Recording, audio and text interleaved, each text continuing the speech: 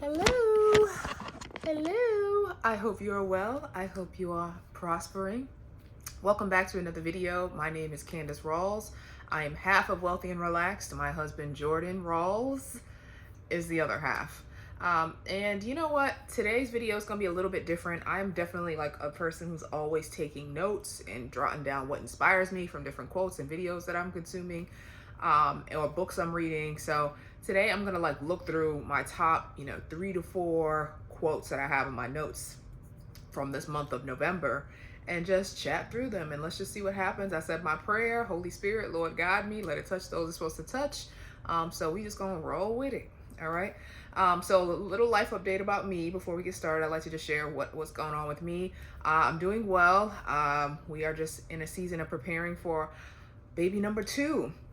So we just bought a double stroller and a new car seat for Nye because she's getting bigger.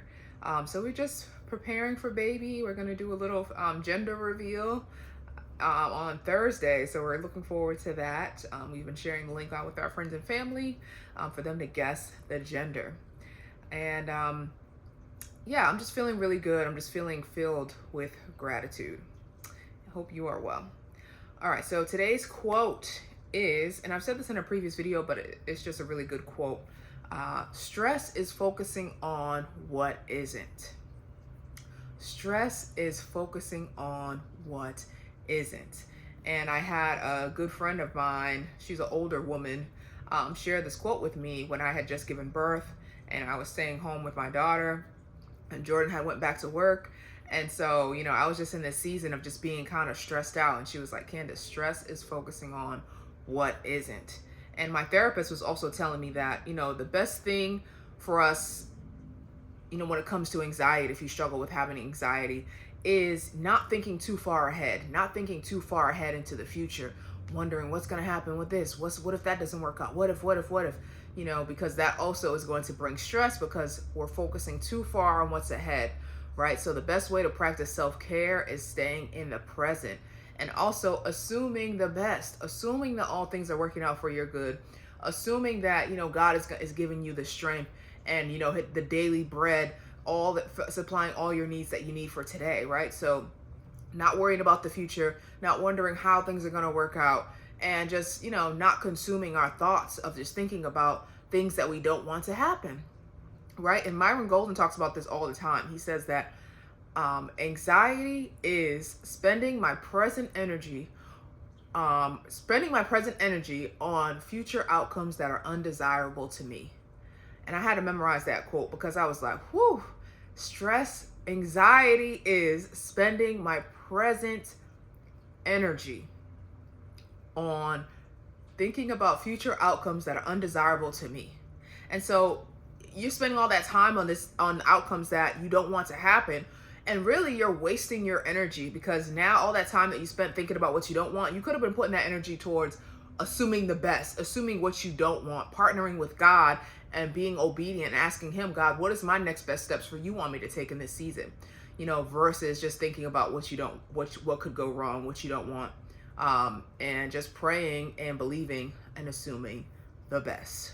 Okay. So I know we just started this video and some of y'all already just got a breakthrough, but, let's jump into the first quote of this video. So I was watching an interview with Cute Blackson. He's kind of like in the spiritual space, and also the personal development space. And I know as a Christian, it's easy to, get sucked into the spiritual realm with like the universe and manifestation. But, you definitely just have to be grounded in Christ, that God is in control of the universe and that he is the one that is, giving us the desires of our heart. He is the one that giving us the strength to get things done. We can manifest all we want, but it's really about having faith, not just for faith's sake, and not having faith in ourselves, but having faith in Jesus Christ if you are a Christian. So that's what just wanted to say that. So here's a quote. He said, set the goal that feels most authentic, right? Go 100% all in with the vision. Surrender isn't just about, sitting on a beach and meditating. And it shows up right at my doorstep. Like, that's not what it is about. So it's, you go all in with what you feel is the most true, what is the most thing that's lighting you up right now in this season? And what is it that's setting you on fire, right? It's not because your parents want it or your friends want it or religion. Go all in on that, but don't be attached to the outcome or the pathway of how you think it's going to happen or manifest, how it's going to look. Right, so that's a quote from Cute Blackson. And I wanted to talk about this because I think that sometimes it's so easy for us to set a goal and then get so attached to the outcome. And that's something that I am working on. I'm not going to say like I'm completely there, okay, if I'm being honest. But it is something that I have been relinquishing control on, especially when it comes to creating content again and being consistent on YouTube. I have to let go of the old me is like, okay, we got to get more followers. We got to get monetized. We got to get our emails up. We got to get subscribers. We got to, but the new me is just letting go of the expectations of what I want it to look like and just showing up and being like, God, I feel like you've given me this gift to inspire, to help others grow, to help them transform. And so, Lord, use me, right? Use me to help serve others. And however that looks, right? I want you to be in charge here versus me trying to set my own way and things and my own, expectations of what I want it to look like. And then getting frustrated, not only at myself when it doesn't work out how I wanted it, but then also getting angry at God. Now I start distancing myself from God because he did not give me what I was expecting. He didn't answer the prayer that I wanted. He didn't answer and fulfill my desires versus being, asking God that, God, is this in alignment with your will? Your will be done, Lord. I'm going to surrender. So I think that is an important lesson that I've learned and that I'm still learning to let go. And it also it's just more freeing, and it allows you to create from a different kind of space, a more positive space. You have more freedom to just to be creative, have more joy about what you are putting out there. Cause it's like you're putting it out there. You said your prayer already, you released it to God, and now you're just still living your life. You're still enjoying your life. You're seeing the lessons that God is revealing to you in this season, and you're just showing up from a place of gratitude and being thankful versus like a place of, I'm not where I want to be yet, so I'm not happy. I got to keep striving. I can't rest. No days off, no sleep. Like, that's just not really the best place that we want to live. And I know we've all kind of came from that place. Not all of us, I can't speak for you, but I know I was coming from that place pre-pandemic. It was very much this hustle culture. You sleep when you're dead, go hard. So I had to really just transform and renew my mind. Like, no, I do need rest, and I have to rely more and partner on God.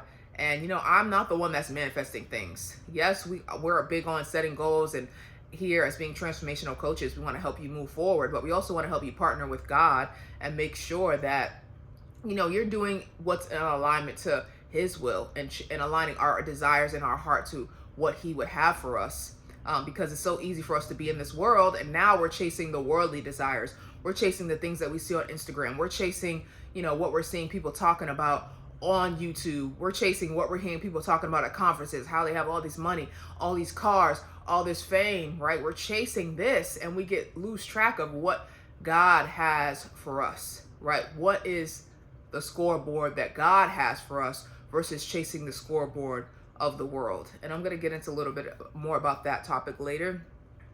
And this is another quote from Cute Blackson that I did like. He said, "The real purpose of a goal is not for the manifestation of itself let me start over. The real goal is not for the manifestation of itself. It is for the process and the journey and the pursuit of the goal that it takes you on." So I love that too, because it's not about you becoming debt free. It's not about you, reaching a certain amount of money in your business, right? It's really about who you become on the journey and who you're going to evolve into on this process and what you're going to be forced to learn as you're becoming this person on the journey to reach this goal. And, when I think back to when I was in my 20s and I had this goal of being a millionaire before 30, and when I didn't reach that goal, obviously I was frustrated. I was angry at God. I'm like, God, why didn't I reach this goal? I was hustling. I'm going to the conferences. I'm doing the things. I'm reading the books. I'm hiring the coaches. Like, where is it, right? But really, if I think back to the lessons that I learned during that process, I learned a lot. I met a lot of amazing people. I learned so much about personal finances. I was able to become debt free. I was able to, meet people who were already retired in their 30s or 20s.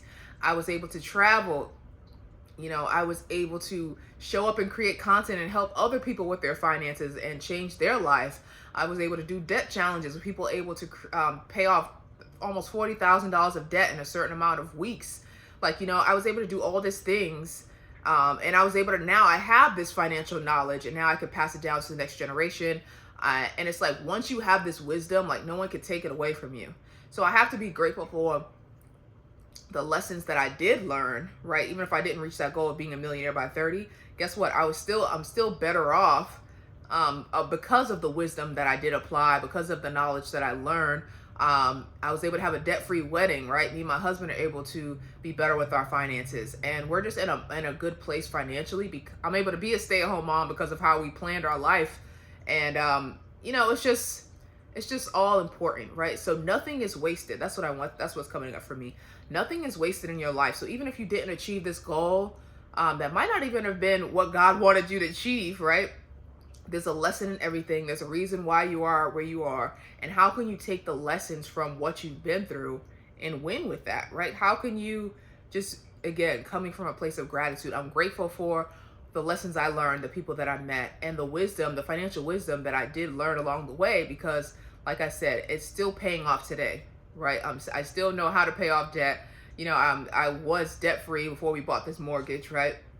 And also I have investments. I learned about how to invest my money. I learned how to save my money. So I learned how to be a good steward with my finances from the knowledge I was learning, from the conferences I was going to, from the people I was meeting, from the books I was reading. Even if I didn't necessarily achieve that goal, I still evolved into a financially wise person that was still able to show up and help and serve people in this world. And I was able to write 2 books, right? I was able to write 2 books. I was able to be a financial coach, coaching people on their finances. Like, there's just so many things that came from it. Not even if I didn't necessarily reach that specific goal. I was in Ebony magazine. Like, now all the things are coming to me like, wow, I accomplished a lot. And I'm just really grateful for the opportunity in it all. It's a part of who I am. I wouldn't be who I am today without those lessons and what I've been through. So that's the first part. The first quote I wanted to share. Let me scroll down. I got my computer over here if you're wondering what I'm doing. The second quote is about, one second. Oh, this is a good one. So goes back to that scoreboard that I was talking about. The world scoreboard versus what is God's scoreboard for you. So it says, this is a quote by Vlad Savchuck. Hope I'm saying that right. He's a preacher. My mom sent me one of his videos this week. It says, my visibility doesn't make me valuable. My visibility doesn't make me valuable. And he gave the example, like, my kidneys and heart aren't seen, but they're valuable, right? You can't see my heart, but it's valuable. If my heart stopped beating, I wouldn't be here. And, your heart never decides to be like, you know what, I'm the most valuable thing. So I need to be pulled out of the chest, and you need to be able to put it on my face so that you can see me because I'm the most valuable and I need to be seen. No, the heart doesn't do that. The heart realizes its value inside the body, and it's still showing up each day for you. It's still pumping, and we still need that heart to pump, right? So my kidneys and heart aren't seen, but they are valuable, right? So we need to draw our value from God as Christians and be as happy and satisfied with Jesus when you are completely irrelevant or if people see you, right? So I'm a servant in whatever capacity God gives me, I will be grateful. And I just thought that quote was so powerful. Like, my visibility doesn't make me valuable. And I think that it's so easy to get sucked into thinking that if I'm not showing up on social media, if I'm not sharing my story, if I'm not on Instagram, if I'm not on TikTok, if I'm not on YouTube, like, will people still think that I'm valuable, that I have valuable to offer into this world? So again, our scoreboard is seeking Jesus, seeking value from him, seeking value from being grounded in that I am a child of God. God is loved. I am worthy. I was born worthy. And he died on the cross for me. He saved me, And so just drawing your value from that versus drawing your value from needing to be seen from the world, and just being satisfied completely where you are, whether people see you or whether people don't see you. Like, not letting that dictate your value, dictate your joy, dictate your happiness. And I think it's really easy to get caught up in focusing on chasing the numbers, chasing the fame, chasing the people. But when you are just showing up to serve, you're showing up because you feel like God has given you this gift, and you let go of that outcome, you're just coming from a much more joyful place and a much more strengthened place.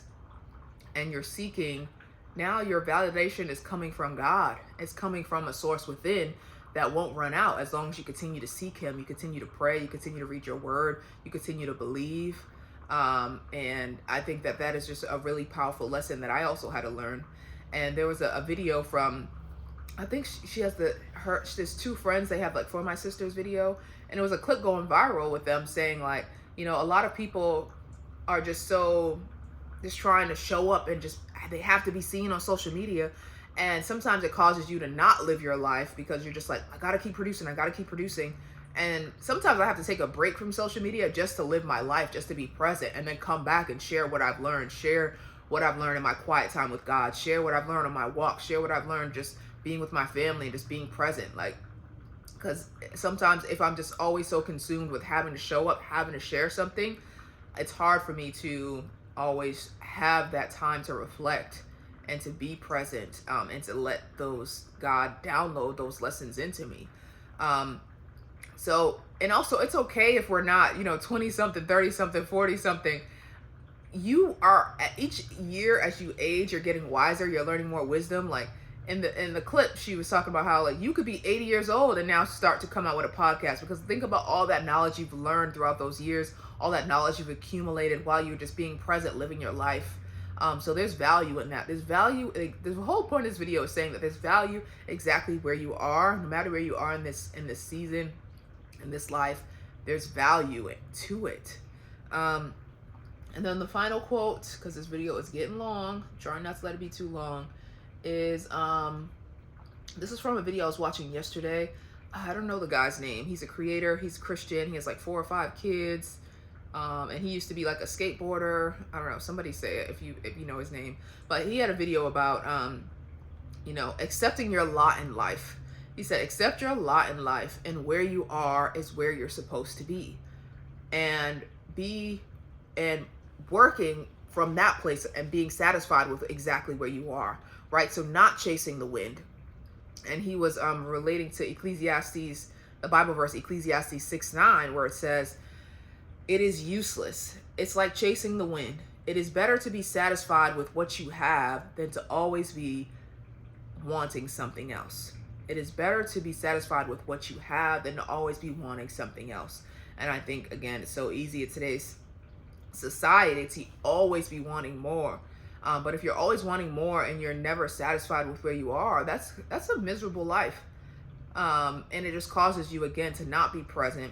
It causes you to, again, stress, to focus on what you don't have, what's going to be like 10 years from now, what's going to be like 5 years from now, looking at, I need more money, I want this car, this person got that car, this person started their family, this person got married, like, focusing on being satisfied with where God has you right now, being happy with what he's giving you right now, partnering with him, asking him, what is your next best steps, taking those best steps and not being tied and attached to the outcome.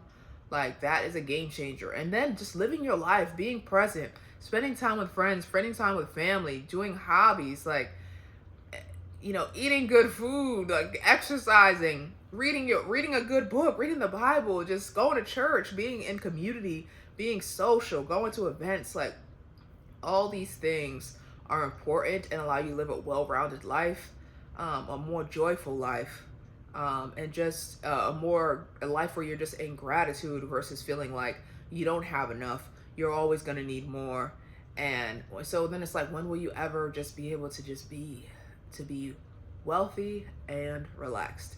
And that's really where this brand came from, because I think a lot of us, well, no, I can't speak for you, but me and Jordan were really in a place of just, chasing wealth, chasing the bag. And then, you got the bag, but you realize that there was something still missing, right? And what was missing is that we weren't living a relaxed life. We were living this hustle life.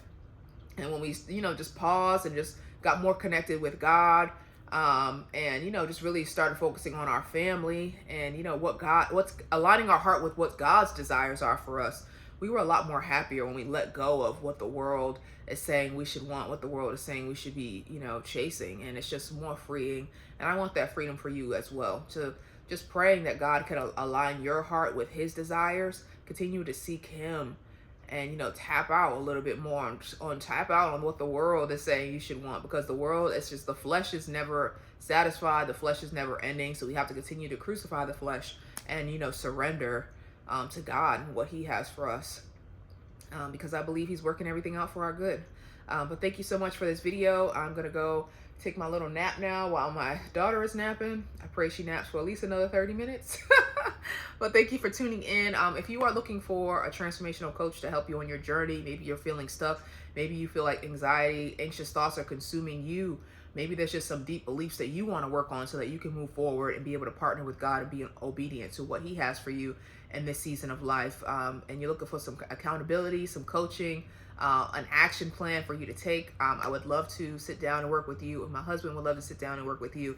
So check out our services in the link below. We have some new packages, some new pricing, and we're really excited about it. So January is right around the corner, but you can start right now. You ain't gotta wait till January.